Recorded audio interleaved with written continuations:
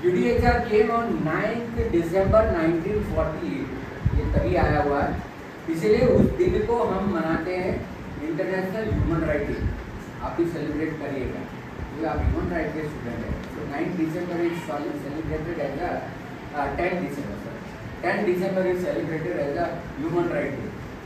तो मुझे याद है वाक्य 2014 का, हम लोग सब गैदर हुए थे यूनिवर्सिटी में, 144 सर वो क्लासरूम में, ऐसे ही क्लास में वो 144, और ह्यूमन राइट के ऊपर बड़े बड़े लोग अपना भाषण दे रहे थे। उतने में दरवाज़ा खोला, वो छोटू आया, चाय रख के चला गया। उस समय पे भाषण चल रहा था चाइल्ड लेबर का। तो जो यूनिवर्सिटी के 144 क्लास उनके बराबर नीचे कैंटीन है और उसके नीचे भी चाइल्ड लेबर चलता है। छोटू आया, चाय रख के चला गया और हम लोग सब हंसने लगे। तो वक्ता भी सोचने लगा कि मैं ऐसा तो नहीं बोला, ये लोग क्यों। तो यहाँ पे बात चल रही थी चाइल्ड लेबर, चाइल्ड नहीं होना चाहिए, ये नहीं होना चाहिए। तो वो आया बच्चा, चाय रख के चला गया। तो ये ह्यूमन राइट का ये हाल है। सो अंडर UDHR, अभी जब आप UDHR पढ़ेंगे ना आपको लगेगा हाँ अपना कॉन्स्टिट्यूशन का ही कॉपी मारा है, नहीं उल्टा है। It is from there we have taken, क्योंकि ये 48 में आया था, हमारा 49 में ड्राफ्ट। सो UDHR आपको 100% आएगा। आप कोई भी पेपर उठा के देखिए UDHR आएगा। या आपको बड़े क्वेश्चन में आएगा how the human right embodied under the UDHR, universal declaration of human right, UDHR that came in 1940। जब 45 में UN बना तो उन्होंने उनको लगा सबसे ज़्यादा जरूरी है ह्यूमन राइट प्रोटेक्ट करना, क्योंकि जब वॉर हो गई तो आप सोचो महाभारत में इतने लोग मरे थे, ऐसे थर्ड वर्ल्ड वॉर में भी इतने नेशन खत्म हो गए थे। लाइक जापान एकदम खत्म सा हो गया था, तो वापस खड़ा हो गया। बट बहुत सारे नेशन थे जो आधे अधूरे टूट गए थे। और सबसे ज़्यादा वॉर का इफेक्ट वनरेबल ग्रुप मतलब कि फीमेल मतलब लेडीज और बच्चों के ऊपर होता है। आदमी तो जंग में मर गया और उसका घर कौन चलाएगा, और जो लूटा हुआ माल है वो ये लोग लूट के चले जाते हैं। तो यही वॉर के, इसलिए UDHR आया। UDHR as a 30 article, 30 article है। फर्स्ट एंड सेकंड आर्टिकल है वो definition what is UDHR। UDHR का आर्टिकल 1 से all human born free and equal, पहला ही आर्टिकल बोलता है। फिर उसका 3 से लेके 21 आर्टिकल है, दैट इज योर पार्ट 3। आपका पार्ट 3 क्या है कॉन्स्टिट्यूशन का, वही वहाँ पे आपका उनका आर्टिकल 3, आपका आर्टिकल 20 का राइट लिबर्टी। और वहाँ पे स्लेवरी भी बोला है। हमारे वहाँ स्लेवरी नहीं, थोड़ा बहुत था वेस्ट बंगाल वगैरह में, तो अभी नहीं। तो बंधुआ मोर्चा ने केस किया, उसके बाद अभी नहीं तो वो स्लेवरी मतलब कि बंधुआ मजदूरों को रखते थे, सालों साल तक उसको घर पे रखते थे, पैसा नहीं देते थे, तो वो अभी खत्म हो गया। तो थर्ड आर्टिकल, फिर वहाँ का 7 आर्टिकल, हमारा 14 आर्टिकल है राइट टू इक्वालिटी। तो ऐसे 3 से लेके 21 जो आर्टिकल है दैट इज अवर पार्ट 3। आपको लगेगा अभी अपने को भी मारा है, हमने उनका कॉपी मारा, क्योंकि UDHR अकेला अवेलेबल था जिसमें बहुत सारे rights. Then there article 22 to 28 is our part 4 which we call as a DPSP, directive principle of state policy. वही स्टेट को क्या करना चाहिए वो 22 से लेकर 28 में लिखा है। 19 और 30 उनका प्रोसीजर है। तो 30 आर्टिकल में मेजर आर्टिकल 3 to 21 है जो आपका पार्ट 3 में है। या आपको क्वेश्चन आता है how the UDHR embodied under Indian constitution, या आपको सीधा शॉर्ट में आएगा UDHR। आपको आपके पार्ट 3 के जितने आर्टिकल याद रहते, 22 याद है, 19 याद है, 14 याद है, 18 याद है, वो सब आपको उधर लिखने हैं। अब आर्टिकल नहीं पता है तो मत लीजिए, तो उसका तीसरा, इसका 21 है, इसका 7वां उधर 14 है, इसका 8वां इधर 22वां है, ऐसा नहीं लिखना है। अगर नहीं पता है तो लिखे, मुझे नहीं है, but that is the totally made. और ये 48 में आने के बाद, जैसे हमारा कॉन्स्टिट्यूशन आया उसके 42 ईयर्स के बाद हमारा कॉन्स्टिट्यूशन 50 में लागू हुआ, उसके 42 साल बाद 1992 में हमने ह्यूमन राइट का डेफिनेशन किया। You define the human right, is nowhere been defined. जब बाबा साहब अम्बेडकर को कॉन्स्टिट्यूशन असेंबली में पूछा गया कि फंडामेंटल राइट क्या है, तो किसी ने सुना ही नहीं था what is fundamental right. Basic right सुना था, ह्यूमन राइट सुना था, कॉन्स्टिट्यूशन राइट सुना था, but what is fundamental right. तो उन्होंने दिया कि fundamental right is the right without which human existence can be possible.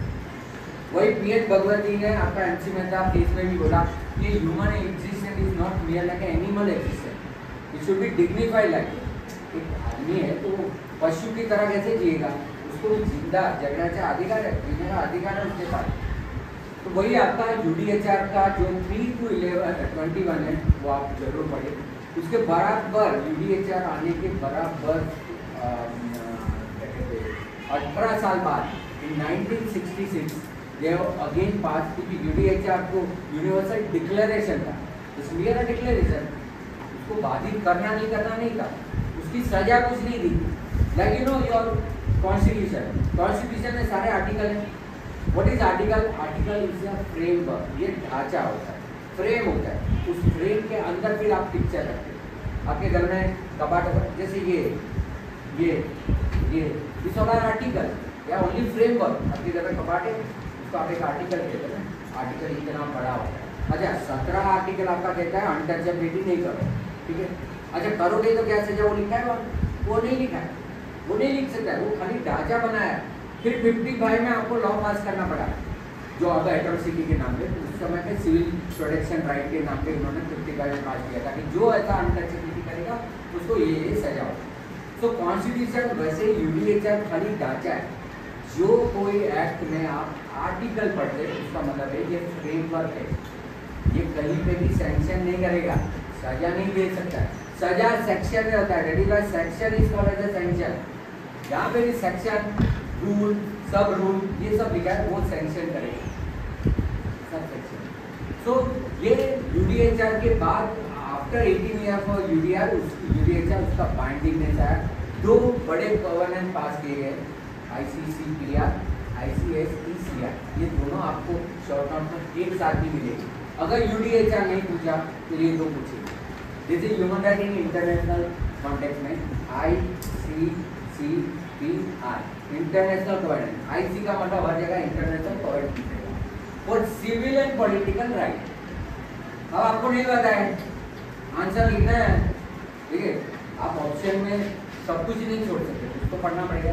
जैसे ये ICCPR है, वो ऑप्शन मत छोड़िए। अगर ICCPR आता है वो है इंटरनेशनल गवर्नेंस और सिविल एंड पॉलिटिकल राइट, जो आपका पार्ट 3, यू नो यह पार्ट 3 जो आपका right to religion, freedom of speech and expression, फिर आपका 14 इक्वालिटी, ये सब ICCPR का है।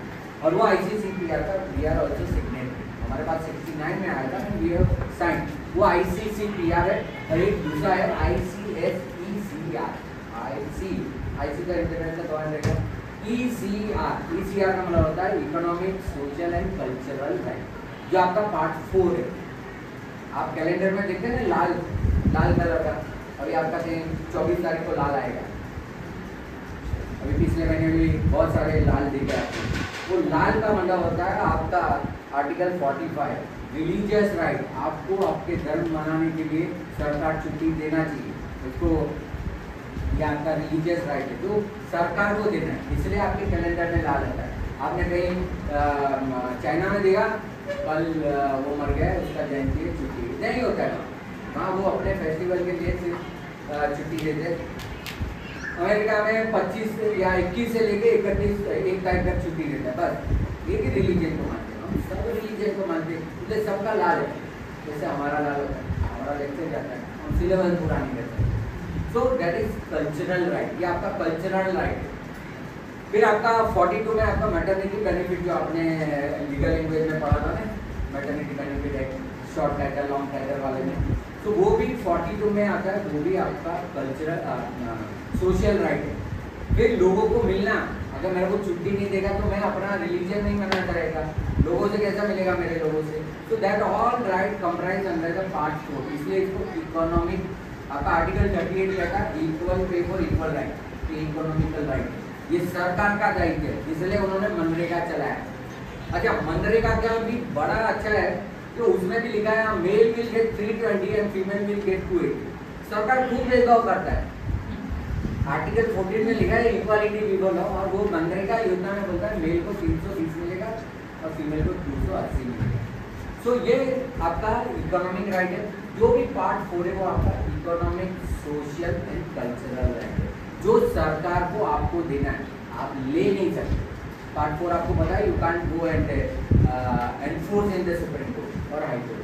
जबकि पार्ट 3 में कुछ भी हिला आपका, छोटा सा कंकर भी हिला तो आप जाके सीधा कंप्लेंट करो, सुप्रीम कोर्ट में जाओ या हाई कोर्ट में जाओ।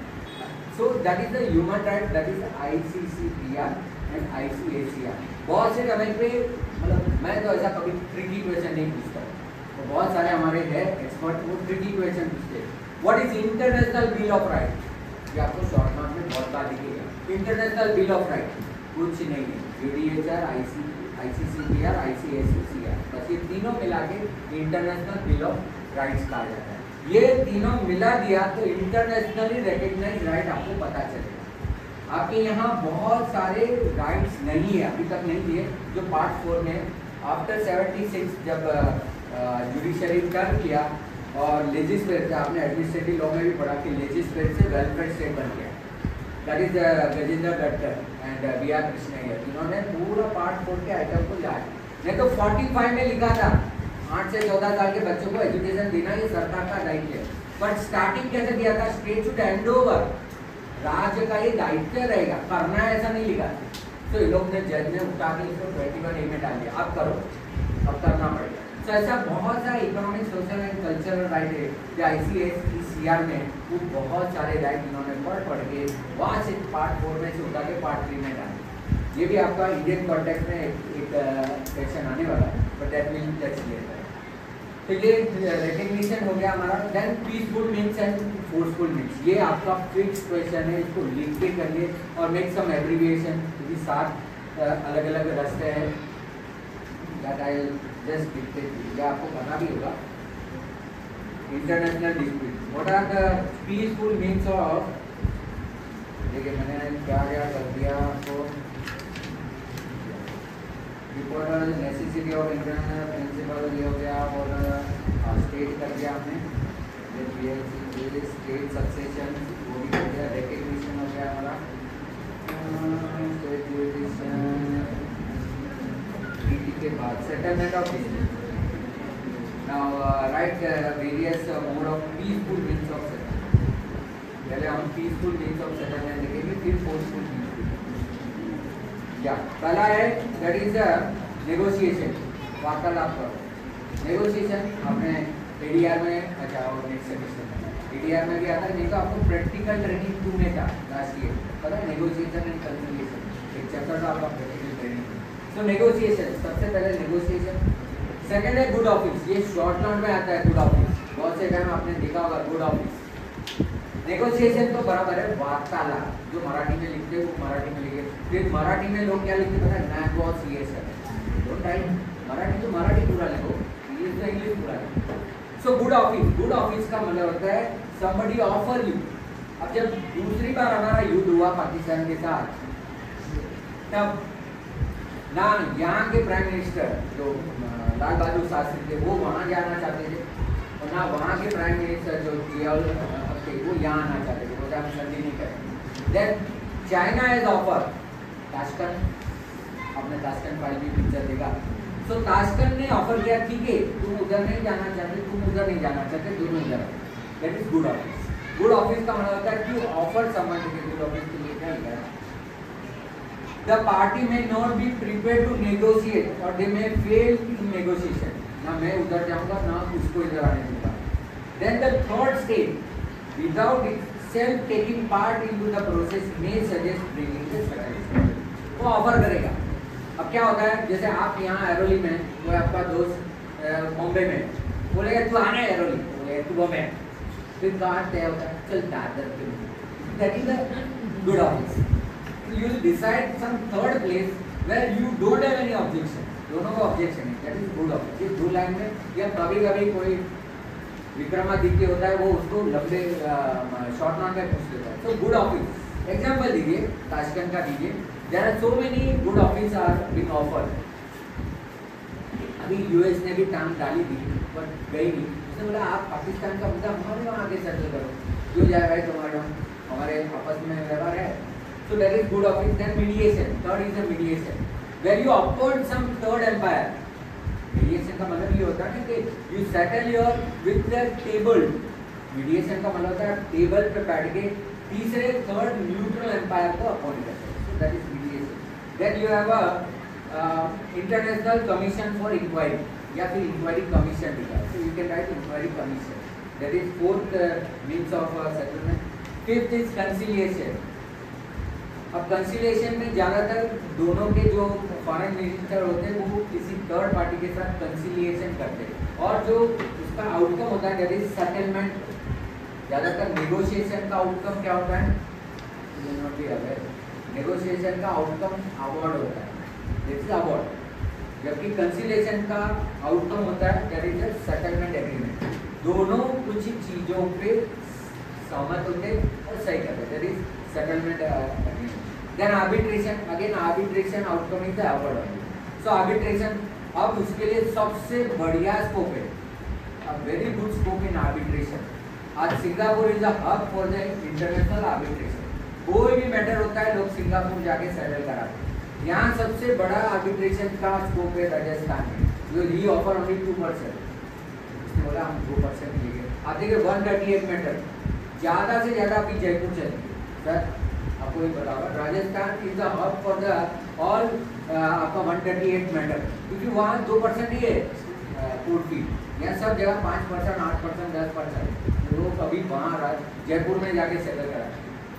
बैंक को क्या करना है, उसको अपना एचओ बनाना वहाँ पे. क्योंकि हमारा हेड ऑफिस जयपुर है, आओ इधर जयपुर में आप फाइट करें, तो आप वैसे ही थक जाएंगे उधर की गर्मी में. सो ऐसा ही आर्बिट्रेशन का सबसे बड़ा हब है वो है सिंगापुर. यहाँ दिल्ली में Indian institute of arbitration offer the courses. 6 महीने का कोर्स है इसका. You be a certified arbitrator. फिर कुछ नहीं करना है, you being registered in the high court. वहाँ से इंस्टीट्यूट आपका हाई कोर्ट में जैसे सीए होते हैं, सीए का डिस्ट्रीब्यूशन में आपका रजिस्ट्रेशन हुआ, आपका रजिस्ट्रेशन नंबर आया, देन क्लाइंट कोर्ट बोलेगा गो टू आर्बिट्रेशन. अब आर्बिट्रेशन में आप अपना स्पेशलिटी देखिए, आपको फाइनेंशियल आर्बिट्रेटर बनना है, आपको किस तरह का आर्बिट्रेशन करना है. तो ऐसे बड़े बड़े मैटर आते हैं. अच्छा आपने आपके ऑफिस में भी पानी पिया तो उसका चार्ज उससे लो. पानी पिया था उसका भी पैसा लगे. पेंसिल, रबर, इस सब का पैसा लगा के आर्बिट्रेटर. और बहुत अच्छा था क्योंकि आर्बिट्रेशन में एक चीज़ है, थोड़ा बुरा लगेगा, तो वहाँ सेटलमेंट हो जाता है. बट नॉर्मली आर्बिट्रेशन में मेरे को बुरा मानने की जरूरत नहीं, क्योंकि किसी भी मैटर की जा सकते, क्रिमिनल जा नहीं सकते. एक तो मैं तुम्हारा खून कर दूँगा, बोले चल टेबल पर बैठ, ऐसे तो नहीं हो जाए. You are done crime against the society, not against the person. तो ये है arbitration. Then judicial settlement through international court of justice या आईसीजे में जाके कंप्लेंट करो. तो 7th मीन्स है वो है judicial settlement through international ICJ, मतलब ICJ, you can only write ICJ, international court of justice. And 8वां लास्ट है that is through the machinery of UNO. UNO के यूनाइटेड नेशन ऑर्गेनाइजेशन के 6 ऑर्गन है. General assembly में जाके complaint करो, security council में जाओ, इकोसॉक में जाओ, ट्रस्टीशिप में जाओ, जैसे 6 ऑर्गन है वहाँ जाके कंप्लेंट करो. So that is the last peaceful means of settlement. ये 8 पीसफुल है, उसका सबका आगे का एब्रिविएशन लिखे के करके कुछ बनाओ उसके हिसाब से आप.